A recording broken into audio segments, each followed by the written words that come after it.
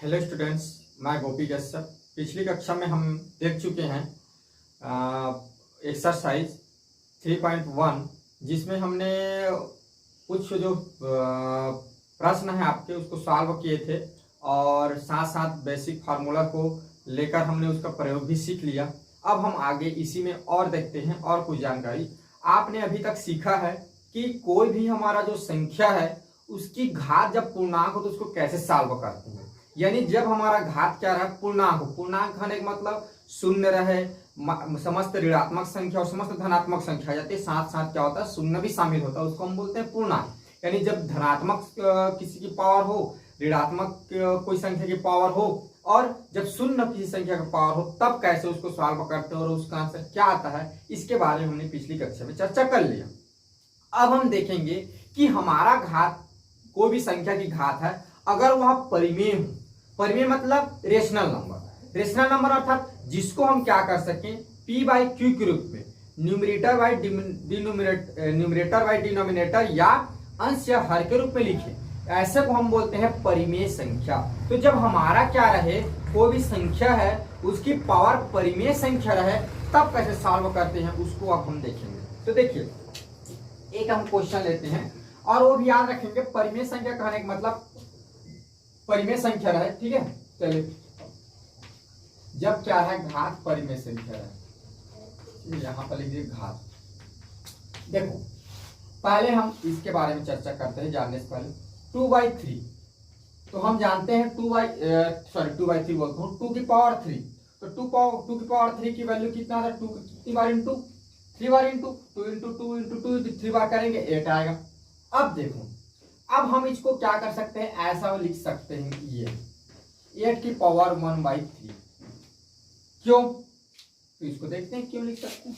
देखो क्यों लिख सकते हैं, देखो 8 की पावर 1/3, तो आप जब इसको कैलकुलेट करेंगे क्या होगा, 2 इंटू 2 इंटू 2। जब आगे इसको सॉल्व करेंगे 1 की पावर इसकी पावर क्या हो जाएगा 1/3, ये हो जाएगा। फिर 2 की पावर 3 पूरे की पावर क्या हो जाएगा 1/3, तो 2 पूरे की पावर 1/3 ये कर जाएगा, कितना आएगा 2 आएगा।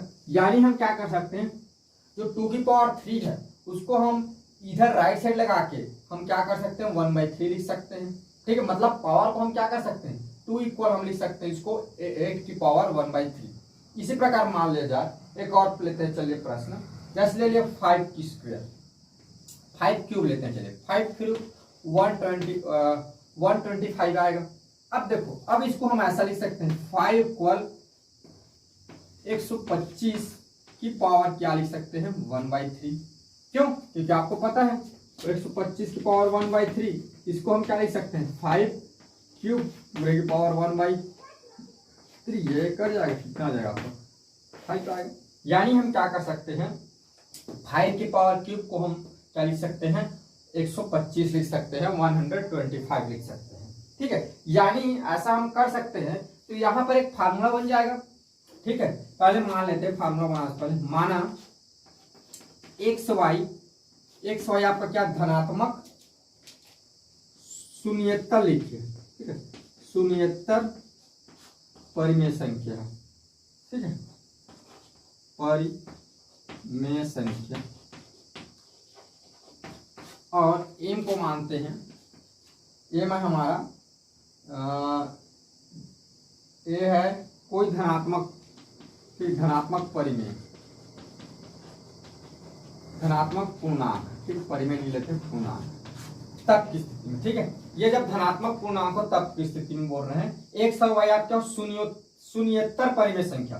तो शून्येतर का मतलब होता है नॉन जीरो, जो शून्य ना हो उसको हम बोलते हैं शून्येतर परिमेय संख्या। यानी एक्स वाई कभी भी आपका शून्य नहीं होगा, शून्य के छोड़ अन्य संख्या रहे। यानी एक्स वाई जब शून्येतर परिमेय संख्या रहे और एम आपका क्या रहे कोई धनात्मक पूर्णांक रहे, तब की स्थिति में हमारा पास फार्मूला बनेगा क्या, अगर x की पावर m है और इक्वल y है, तब इसको हम लिख सकते हैं x इक्वल y की पावर 1/m। याद रखेंगे, यदि x की पावर m है इक्वल y आता है, तब हम उसको लिख सकते हैं x इक्वल y की पावर 1/m लिख सकते हैं। यानी क्या होगा, जो x की जो पावर है इधर वो क्या होगा, राइट साइड जाएगा तो क्या हो जाएगा, उसके बटा रूप में पावर लग जाएगा। जैसे आप देख रहे हैं एक्स की पावर एम है, इधर जाएगा तो क्या हो जाएगा वाई की पावर एक 1/m, यानी इधर का पावर अगर राइट साइड में जाके पावर लगता है तो क्या हो जाता है, वह भिन्न रूप में हो जाता है, परिमेय रूप में चेंज हो जाता है, बटा के रूप में चेंज हो जाता है।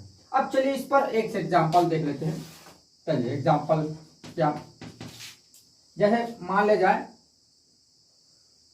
सॉरी एक और बताता हूं, इसके बाद हम एग्जाम्पल देखेंगे। चलो देखो और बता रहा हूं, इसको हम क्या कर सकते हैं, जो y की पावर 1/m है, इसको हम लिख सकते हैं रूट y, इधर इसकी पावर बन जाएगा m, ये ऐसा इसको लिख सकते हैं। देखो यहाँ क्या है, y की पावर 1/m इक्वल क्या है, इसकी पावर 1 रूट y लिख सकते हैं। ऐसा क्यों लिख सकते हैं, चलो देखो इसको प्रूफ करके मैं आपको बताता हूं कि ऐसा कैसे हम इसको, ये जो y की पावर 1/m है, इसको यहाँ की पावर कैसे लिख सकते हैं। ठीक है, माने देखो आपको पता है कोई रूट दिया है, यहाँ क्या होता है, ये मान लो करनी है तो ये क्या करनी का राशि, ये उसका घात है, ये क्या उसका करनी होता है, आगे हम देखेंगे। तो जब इसको y की पावर 1/m रहेगा तब हम क्या कर सकते हैं, ये इसकी पावर हो जाएगी यहाँ पर, ठीक है, और रूट या करनी करके हम क्या लिख सकते हैं, y लिख सकते हैं। कैसे लिख सकते हैं, देखो मान लीजिए 125 है, इसकी पावर आपको दे दिया मैं 125 की पावर 1/3, तो इसके मुताबिक क्या होगा, 1/m है, ये क्या है 1/3 है, तो इसके मुताबिक ये हो जाएगा रूट 125, ये यहाँ पर इसकी क्या हो जाएगी 3 लग जाएगा। भाई इस फार्मूला के मुताबिक क्या होगा, ये होगा ना हमारा 125 1/3 और 125 की पावर 1/3 इक्वल रूट 125 की पावर यहाँ 3 हो जाएगा। अब देखो, अब इसको जब सॉल्व करेंगे तो 125 को हम क्या कर सकते हैं, इसको 5 गुणा 5 गुणा 5 3 बार लिख सकते हैं, पूरे की पावर क्या हो जाएगी 1/3। और देखो इसको जब सॉल्व करेंगे तो इसकी पावर क्या है 3 है, तो इसको कैसे 5 × 5 × 5 3 बार लिख सकते हैं। अब देखो ये हो जाएगा 5 की पावर 3, ये हो जाएगा 1/3। और आपको पता है कि कोई भी रूट वाला रहता है तो यहाँ पर जितनी उसकी पावर रहती है उतने को जोड़ में बाहर निकलता है, तो यहाँ पर कितना जोड़ा बन रहा है, एक जोड़ा बनेगा, एक जोड़ा बनेगा, इसकी यहाँ पर घात कितनी 3, तो एक जोड़ा बाहर निकलेगा, तो 5 का कितने जोड़ा बढ़ा है, एक जोड़ा, तो एक बार ही 5 बाहर निकलेगा ना, एक बार ही 5 बाहर निकलेगा, तो 5 हो गया। अब देखो ये क्या हो जाएगा, ये 3 × 1/3 होगा इक्वल तो 5 आएगा, ये जब कटेगा तो इसकी पावर कितनी होगी 1 हो गया, तो 5 इक्वल कितना आ गया 5 आ गया। यानी मैं जो बोल रहा हूँ क्या हो सत्य है, यानी y की पावर 1/m को हम क्या लिख सकते हैं, रूट भी, इसको रूट भी बोलते हैं या करनी भी बोल सकते हैं, आगे इसको करनी बोलेंगे, और करनी और रूट दोनों में अंतर होता है, तो इसको हम रूट y की पावर क्या हो जाएगी 1 हो जाएगी। ये समझो कि यहाँ पर जो 1/, के रूप में है, इसमें जब रूट लगा दे तो उसकी क्या हो जाती है, यहाँ पर पावर बन जाती है, जो नीचे में m में जो लिखा रहता है इस तरह। ठीक है, तो ये हमने समझ लिया। चलिए हमारा आगे देखते हैं।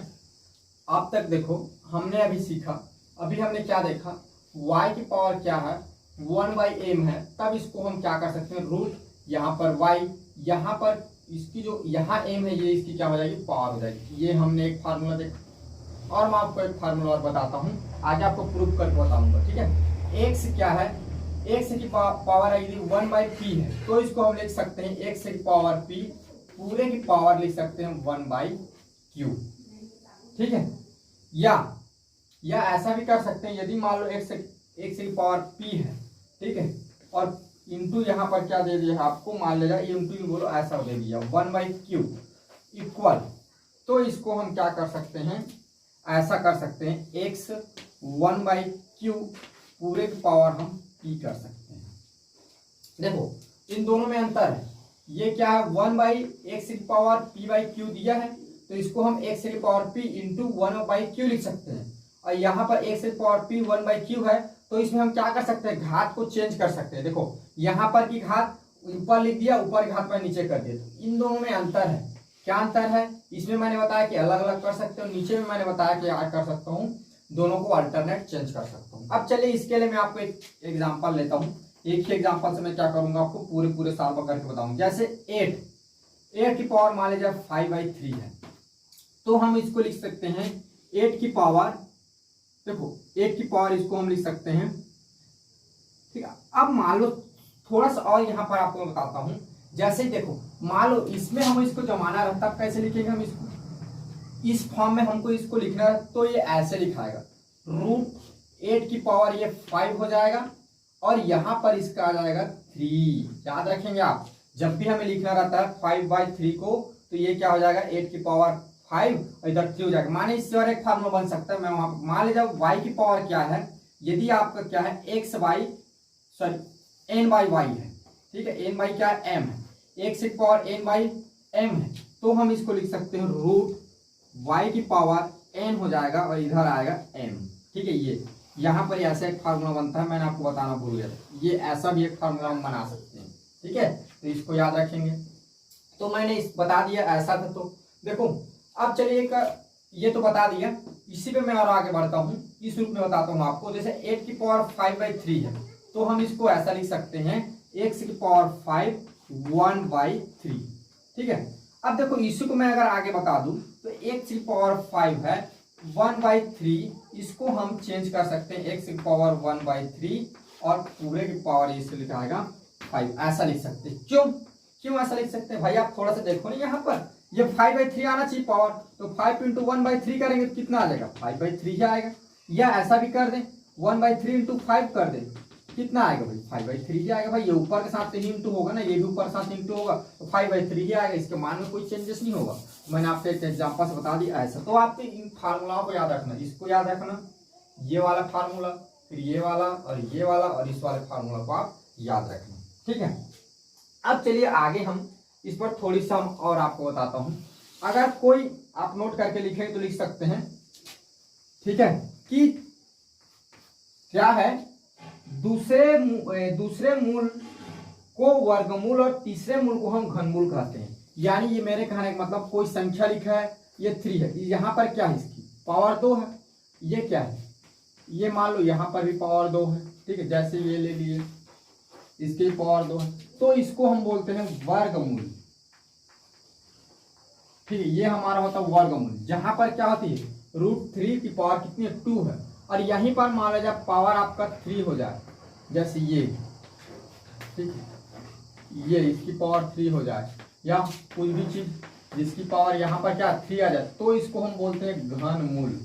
ठीक है, घनमूल। हिंदी में इसको, इंग्लिश में इसको बोलेंगे वर्गमूल को स्क्वायर रूट, और ये हमारा होता है क्यूब रूट। ठीक है, इंग्लिश में क्यूब रूट। ये जहां पर क्या रहती है पावर क्यूब के रूप में रहता है क्यूब रूट बोलते हैं, पावर जहां पर 2 के रूप में रहता है वर्गमूल या स्क्वायर रूट बोलते हैं। ठीक है, ये हमने देख लिया। अब मैं आगे आपको अच्छी बात बताऊंगा, इसलिए इसको मैं थोड़ा मिटाता हूं। अब हम देखेंगे सबसे इंपॉर्टेंट बात, जो ये आपके जो प्रश्नावली है, आगे आप बोले इसमें जो सीखना था आपका, वे आपको सीखना था करनी।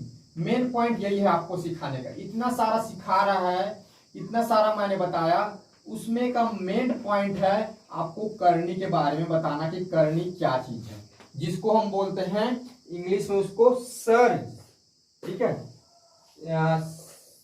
सर्ज ऐसा, सर्ज सर्ज ऐसा इसको पढ़ते हैं। ठीक है, ये इसका मतलब होता है करनी। अब करनी क्या चीज होती है, देखो, तो करनी की परिभाषा दिया है, एक अपरिमेय संख्या जिसको क्या कर सकते हैं √a जिसकी पावर p करनी कहलाती है। अब यहां पर हम करनी पढ़ेंगे। ठीक है, a करनी जिसकी पावर p करनी कहलाती है, जहां a धनात्मक परिमेय संख्या है, और जहां पर जो चिन्ह है ऐसे रूट का वह करनी चिन्ह है, और p को करनी का घात और a को करणीगत राशि कहते हैं। देखो, एक अपरिमेय संख्या, यहां पर याद रखें क्या बोल रहा है, अपरिमेय संख्या। अपरिमेय संख्या मैंने आपको बता दिया पहले, अपरिमेय संख्या क्या होता है, वह संख्या जिसको हम क्या बोल सकते हैं p/q के रूप में नहीं लिख सकते, वह कहलाता है अपरिमेय संख्या। तो अपरिमेय संख्या क्या है आपका, रूट या करनी आप पढ़ सकते हैं, ये करनी a जिसकी पावर क्या है p है, जहां a क्या है, a यहां पर एक वास्तविक संख्या है, एक रियल नंबर है आपका। ठीक है, a क्या है रियल नंबर है, तो यहां जो ऐसा चिन्ह जो लगा है इसको हम बोलेंगे करनी चिन्ह। ठीक है, इसको हम बोलेंगे करनी सर्ज। ठीक है, और जो ये आपका p है, इसको हम बोलते हैं कर्ण, इसको ये बोलेंगे हम करणीगत घातांक होगा, ये करनी की घात होगा। ठीक है, कर्णी का घात है ये p। आप याद रखेंगे कि इसको क्या बोलते हैं, कर्णी का घात हो गया, ठीक है। और a जो है ये आपका कहलाता है कर्णीगत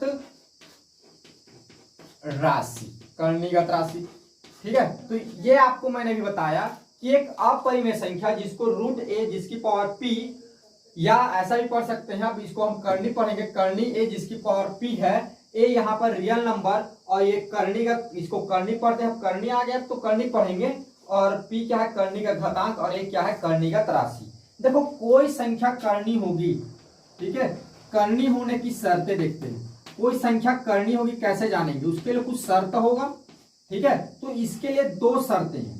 पहला शर्त क्या है, पहला शर्त यह है यह एक अपरिमेय संख्या हो, यह क्या हो, एक अपरिमेय संख्या हो। आप याद रखेंगे अपरिमेय संख्या, ठीक है, अपरिमेय संख्या हो, अपरिमेय संख्या जिसको हम क्या कर बताया मैंने, जो परिमेय ना हो, जिसको p/q के रूप में ना लिख सकते, अपरिमेय संख्या। दूसरा है इसमें, दूसरा है कि यह एक वास्तविक परिमेय संख्या हो, यह एक क्या हो, यह एक वास्तविक, ठीक है, वास्तविक परिमेय संख्या हो।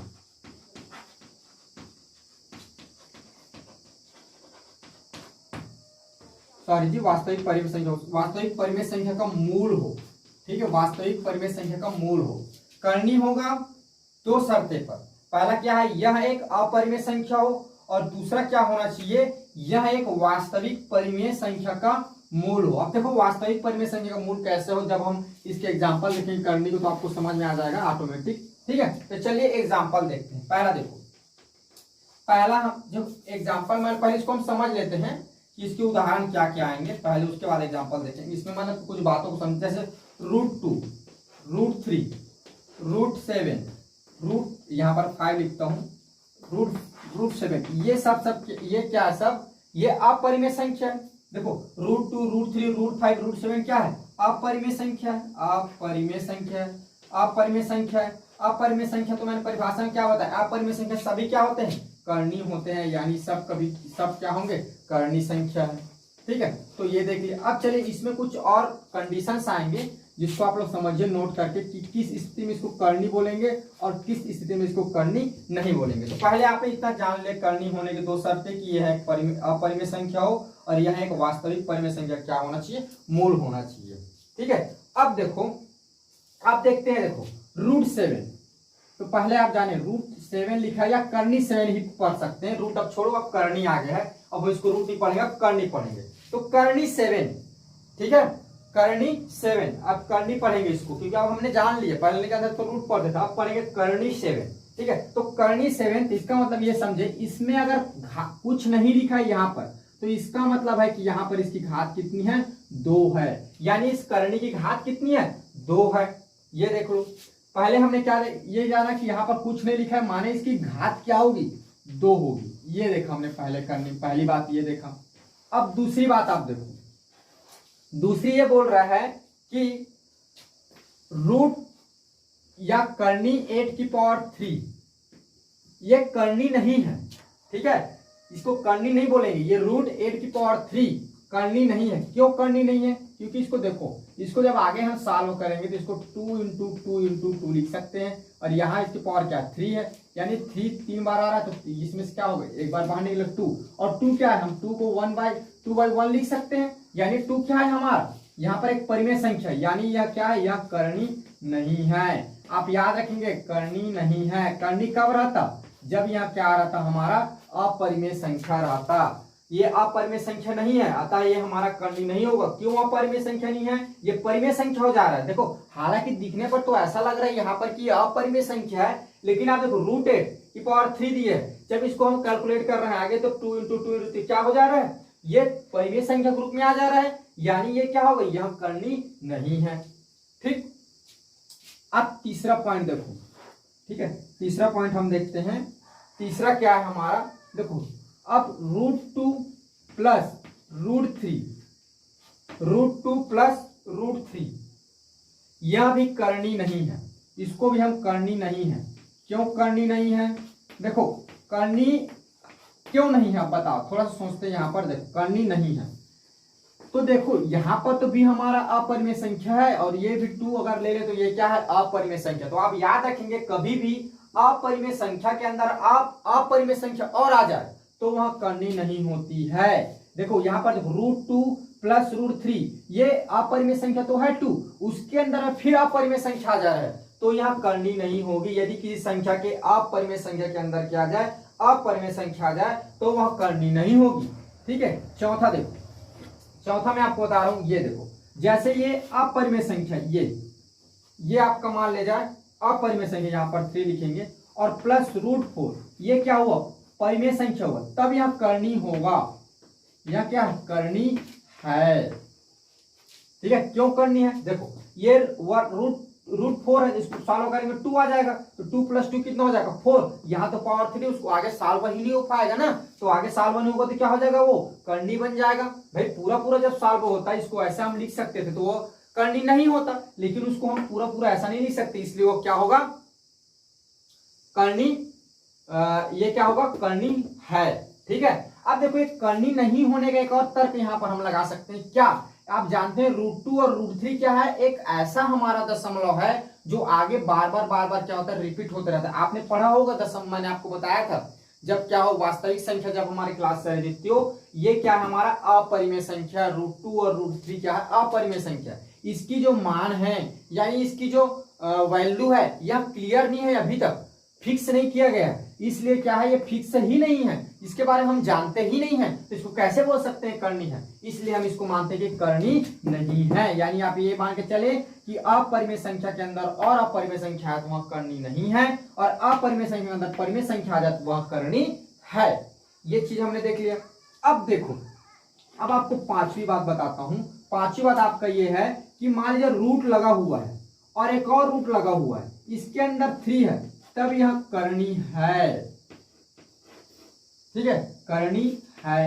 अब क्यों है करनी, चलो इसको देखते हैं सॉल्व करके, करनी है। देखो ये √3, इस रूट का मतलब क्या होगा, यहाँ पर कुछ नहीं मतलब 2 है, तो इसकी पावर क्या हो जाएगी 1/2।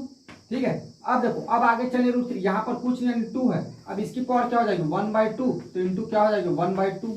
ठीक है, अब आगे कैलकुलेट होगा, ये सॉरी ये हटेगा तब ना, ये हट जाएगा तब, ये 3 की पावर क्या हो जाएगी 1/4, तो 3 की पावर 1/4 को हम क्या लिख सकते हैं, मैं ऐसे कर देता हूं डायरेक्ट। अब 3 की पावर 1/4 को क्या लिख सकते हैं, इसको हम ऐसा लिख सकते हैं, करनी 3 की पावर 4 लिख सकते हैं।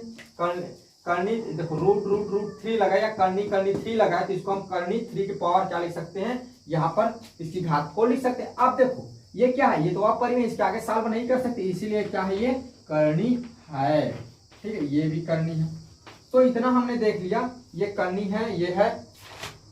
अब देखो, अब थोड़ी सी और इसको विस्तारित रूप में समझते हैं। यहाँ तो आप समझ लिया, इसको आप याद रखेंगे कि ए यहाँ पर क्या है हमारा, ये करनी ए जिसकी पावर p है, तो इसको हम बोलेंगे ए हमारा रियल नंबर रहना चाहिए, और जो चिन्ह लगा इसको करनी का चिन्ह बोलते हैं, और जो यहाँ पर घात में है उसको करनी का घात बोलेंगे। यहाँ जो संख्या इसको हम क्या बोलेंगे, करनीगत राशि बोलेंगे।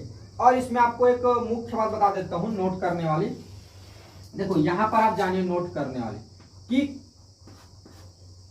ये जाने कि एक करनी है, ठीक है, करनी की घात को बदलने के लिए हम करनी की घात को तथा करनीगत की घात को एक ही धनात्मक राशि से गुणा करने पर कोई परिवर्तन नहीं होता। जैसे मान ले जाए कोई करनी, मान ले जाए ये 3 की पावर ये 2 है, जिसकी क्या है घात क्या है 3 है। ठीक है, मैं ये बोलना चाह रहा हूं कि ये करनी राशि है तो उसकी घात और करनीगत घात माने करनीगत, देखो ये क्या है, करनी 2 की पावर क्या है भाई, करनी 2 है जिसकी पावर क्या है 3 है, तो 3 है, तो इसकी जो करनी की जो घात है और करनी का जो राशि है, इसके आप चाहे घात में बराबर संख्या गुणा करो कोई परिवर्तन नहीं होगा इसका मान, यानी ये इक्वल होगा। इसका कहने का मतलब 2 की पावर अगर मान लीजिए यहाँ 3 × 2 करते हैं, यहाँ कितने की इंटू 2 का, तो इसकी भी हम पावर में 2 को गुणा कर सकते, कुछ नहीं मतलब 1 है ये मान सकते हैं, तो 1 × क्या हो जाएगा 2 हो जाएगा।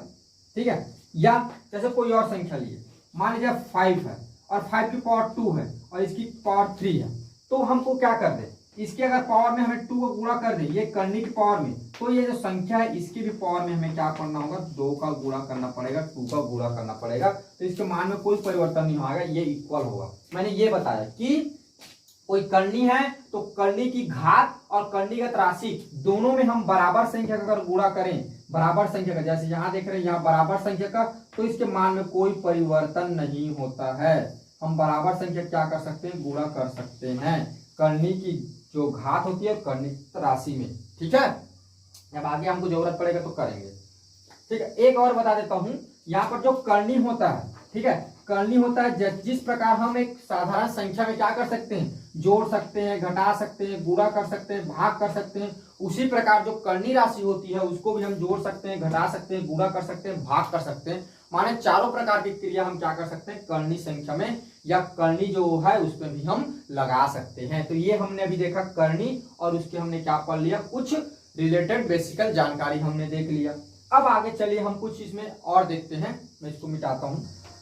हम अब देखते हैं करनी की तुलना। तो करनी की तुलना में हम क्या करेंगे, दो विधि देखेंगे। करनी की तुलना हम दो प्रकार से कर सकते हैं कि करनी की तुलना करने का अर्थ होता है हमें ये बताना कि कौन सी करनी बड़ी है और कौन सी करनी छोटी है। जब हमें ज्ञात हो जाएगी तब हम उसमें तुलना कर सकते हैं। तो इसकी दो विधि है। पहले मैं आपको दो मेथड बताऊंगा। इसमें पहला मैं आपको बताता हूं, देखो किसी कोई भी करनी दी है, जैसे मैं एग्जाम्पल लूंगा तो आपको जल्दी समझ में आएगा। एक करनी है 1/4, वह एक करनी हम लेते हैं, जैसे मैं आपको बुक से ले रहा हूं, ये दे रहा है करनी 1/3 की पावर 3। अब इसमें बताना कि कौन बड़ा है कौन छोटा है। ठीक है, ये तो कौन बड़ा है ये बताना है, कौन संख्या बड़ा है। ठीक, ये प्रश्न है, कौन बड़ी संख्या, कौन बड़ी है, ये आपका मान लीजिए प्रश्न है। तो करनी 1/4 व करनी 1/3 में बताना कि कौन बड़ी है। तो जब इसको सॉल्व करेंगे तो देखो, पहले क्या करो, पहले हमारा मेथड है कि आप करनी की घात को इक्वल कर लो। ठीक है, तो करनी की घात को देखो, ध्यान से सुनना। पहला हमारा मेथड है कि करनी की घात को इक्वल कर लो, और इक्वल करने के बाद जो इसमें जो वैल्यू आएगा वो जो बड़ा होगा, माने करनी की घात जब इक्वल हो जाए तो जो करणीगत राशि है, यानी करनी के अंदर जो राशि है करणीगत राशि, वह राशि में जो राशि बड़ा होगा वह बड़ा होगा, और जो राशि छोटा होगा वह छोटा होगा। मैंने क्या बताया कि करनी के घात को पहले इक्वल कर लें, करनी घात इक्वल हो जाए तो करनी के अंदर जो राशि है वह जो बड़ा होगा वह क्या होगा, बड़ा होगा, और जो छोटा है वह छोटा होगा। चलिए देखते हैं पहले। तो हमारा तो प्रश्न है ये 1/4 वह क्या है, √1/3 की पावर 3, ये हमारा प्रश्न है। तो पहले हम क्या करना है, यहाँ कुछ नहीं, यानी इसकी घात क्या है 2 है, और इसकी घात क्या है 3 है। तो हमारे नियम के अनुसार पहले हमें घात को बराबर करना है। तो बराबर करें तो कितना का गुणा करें भाई, बराबर करने के लिए हमें गुणा करना पड़ेगा, तो कितना का हम गुणा करें। तो ये जानने के लिए क्या करेंगे, 2 व 3 का हम एलसीएम निकाल लेते हैं। ठीक है, एलसीएम निकाल लिए। तो 2 और 3 का एलसीएम कितना आएगा, 2 और 3 का एलसीएम आएगा 6। यानी यहां से ये हमें पता चल गया कि इसकी पावर को हमें कितनी करनी है, 6 करनी है। तो आपको पता है, मैंने अभी बताया कि करनी में क्या होता है, अगर उसकी घात में जितनी संख्या का गुणा करें उतनी संख्या का गुणा उसके जो करणीगत राशि होती है उसमें भी कर, मतलब उसकी घात में कर दें तो उसके मान में कोई परिवर्तन नहीं होता। तो आप देख रहे हैं कि इसकी घात क्या है, कुछ नहीं यानी 1 है, इसकी घात कुछ नहीं यानी 1 है। तो यहाँ पर कितनी है, यहाँ पर 2 है, तो 2 में कितना का गुणा करें, 6 होगा, 3 का होगा, और 3 में कितना का गुणा करें, 6 हो जाए, तो 2 का गुणा करेंगे। तो देखो यहाँ 3 का गुणा कितनी, इसके अंदर इसकी घात में भी क्या हो जाएगा, कुछ नहीं है 1 है, तो 3 का गुणा हो जाएगा, इसकी भी घात में कुछ 1 है, तो इसकी में कितना गुणा हो जाएगा 2 का। यानी हम यहाँ जितने का गुणा करेंगे अंदर में उतने का गुणा करेंगे, यहाँ जितने गुणा किया अंदर में भी कर दे। अब आगे इसको सॉल्व करो। तो आगे जब हम सॉल्व करेंगे तो ये तो आपका 6 हो गया, ये 1/3 है, तो ये 1 की पावर 3, ये 4 की पावर 3। ठीक है, फिर करनी यहाँ 6, यहाँ क्या हो जाएगा 1 की पावर 3, और ये क्या हो जाएगा 2 होगा, ये 2 हो जाएगा। ठीक है, अब आगे जब कैलकुलेट होगा ये √6, ये क्या हो जाएगा आपका 1, और 4 का जब 3 बार गुणा होगा तो 4 × 4, तो ये आपका जब आगे होगा तो रूट यहाँ 6, ये 1 कितना हो जाएगा, ये हो जाएगा 46 जब इसका गुणा होगा तो। ठीक है, अब आगे ये 1, इसके 6 है तो 1 की पावर कितनी बार 1 आएगा, ये कितना हो जाएगा 3 × 3, जब आगे होगा तो करनी 1 क्या हो जाएगा 9, तो यहाँ हो जाएगा पावर 6। अब देखो दोनों में, अब दोनों की तुलना करो। ये यहाँ देखो घात क्या हो गया दोनों का, जो यहाँ पर करनी की घात होगा क्या हो गया, दोनों का सेम हो गया। और आप मुझे बताओ कौन दोनों में बड़ा होगा। तो हमने देखा कि जब करने की घात इक्वल हो जाए तो जो संख्या बड़ा होता है वह संख्या बड़ा होगा। तो ये क्या होगा 1/9 बड़ा होगा। आपको लग रहा होगा 1/64 बड़ा होना चाहिए। भाई 1/64 बड़ा होना चाहिए ना, 64 बड़ा अंक है, 1/9 तो छोटा अंक है, छोटा होना चाहिए। लेकिन आपको बता दूं, मान ले जाए एक रोटी लिए और एक रोटी का आपने 4 भाग किया ऐसे, ये और एक रोटी लिए, एक रोटी का आपने क्या किया 2 भाग किया। तो ये बताओ ये 2 भाग में से ये एक वाला भाग ज्यादा बड़ा है, ये 4 भाग वाला में से एक भाग ज्यादा बड़ा है। तो भाई कौन सा बड़ा है, ये 1/2 बड़ा है ना। यानी इससे आपने क्या सीखा कि जब भी हमारा फ्रैक्शन वाला नंबर रहता है, भिन्न वाला नंबर रहता है और ऊपर में संख्या एक है, सेम है, संख्या सेम रहे, तो नीचे में जो संख्या छोटी होती है वही क्या होता है बड़ा होता है, जो बड़ा होता हुआ छोटा होता है, उल्टा हो जाता है। ठीक है, ये ऐसा। अब चलिए विधि दूसरा देखते हैं। चलिए इसमें एक दूसरा प्रश्न लेके देखते हैं। प्रश्न दूसरा लेते हैं हम, प्रश्न लेते हैं सीधा डायरेक्ट। प्रश्न हमारा रूट 16 और सॉरी करनी, हाँ रूट हो जाएगा, ये होगा करनी 27 की पावर 3 में कौन बड़ा है। इसमें दूसरी विधि देखते हैं। पहले हमने देखा कि क्या करते थे, पावर को इक्वल कर लेते थे, पावर को इक्वल कर लेते थे और जो बड़ा होता था करनी का तरह से उसको बड़ा कर देते थे। इसमें देखो, इसमें सॉल्व करने के लिए हम क्या करेंगे, ये क्या करो आप इसको तोड़ दो, बस इसको पूरे सॉल्व कर दो। ये पावर 3 है, तो जब इसको आगे सॉल्व करेंगे तो ये क्या हो जाएगा रूट 4 × 4। ठीक है, तो इसकी वैल्यू क्या आ जाएगी, यहाँ पर कुछ नहीं मान इसकी पावर 2 है तो 2 की पावर बाहर निकल जाएगा। 4 × 4 तो क्या हो जाएगा, ये 4 हो जाएगा, 2 के जोड़े में बाहर निकल गया ये क्या हो जाएगा आपका, यहाँ पावर 3 है, ये 3 × 3 × 3 27 को हम ऐसे तोड़ सकते हैं ना। तो ये क्या हो जाएगा, यहाँ पावर 3 है यानी 3 के जोड़े में बाहर निकलेगा 3। अब यहाँ पर हम अंकों को देखकर बताते हैं। मेथड नंबर 2 है हमारा अंकों को देखकर बताना। मेथड नंबर 1 था, उसमें भी अंकों को देखते थे, कब घात इक्वल कर लेते थे। और इसमें क्या करना, पूरा कैलकुलेट करना, जो आंसर आएगा उसको देखकर बताना। अब बताओ आप 4 और 3 में कौन बड़ा है, 4 बड़ा है, तो रूट 16 बड़ा होगा किससे, रूट 27 की पावर 3 से, ये बड़ा होगा। ठीक है, तो इस प्रकार हम क्या कर सकते हैं, इसमें बड़ा छोटा ऐसे पूरा कैलकुलेट करके बता सकते हैं। और मेथड नंबर 1 में बताया मैंने आपको कि घात को इक्वल कर लो और जो बड़ा है वह बड़ा होगा, जो छोटा है वो छोटा है। तो इस दोनों प्रकार से हम क्या कर सकते हैं, कोई भी जो हमारी करनी है उसकी तुलना कर सकते हैं। अब देखो आपको मेथड 1 और मेथड 2 लगाना है, ये आपके ऊपर डिपेंड है, आपके प्रश्न ऊपर डिपेंड करेगी प्रश्न कैसा है। हालांकि आपको बुक में ये वाला प्रश्न मिलेगा, आपको जो मैं पहले विधि बताया वो वाला नहीं मिलेगा, लेकिन आपको बेसिक मतलब कुछ कॉम्पिटिटिव एग्जाम में ताकि आपका साथ दे, आपकी जानकारी के लिए मैं आपको पहले भी मेथड बता दिया हूँ, वो आपका बहुत आगे काम आएगा और बुक में आपका ये काम आएगा अभी के आपके प्रश्नों में। तो आप दोनों में अच्छे से और एग्जाम्पल लेकर दोनों में आप क्लियर रहिए कि कैसे हम सॉल्व करते हैं। ठीक है, तो बस मैं आज का हम इतना ही देखेंगे। आज हमने करनी के बारे में देखा और करनी के बारे में पूरा जाना, करनी की तुलना करना भी सीखा। अगली कक्षा में हम आपके प्रश्नावली पर चर्चा करेंगे। तो बस आज के लिए इतना ही, थैंक यू।